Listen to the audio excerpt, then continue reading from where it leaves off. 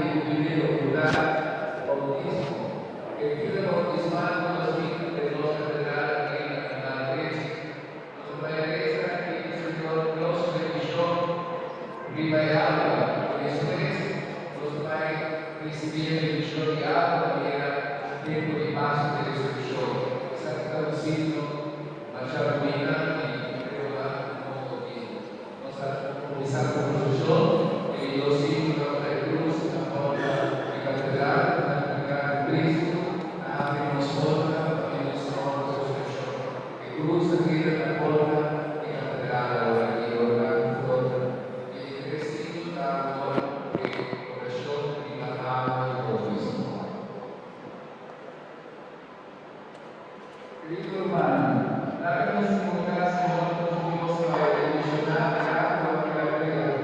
Nos modo y queda bendicionar, espero como gloriar de los bautismos.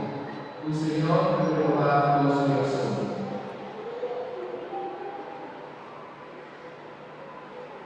Señor Dios Todopoderoso, ven y nos vida, bendicionar el agua y cuente los desmanos nos va a usar para nos poder recibir la bendición de Dios y con como Salvador y Redentor.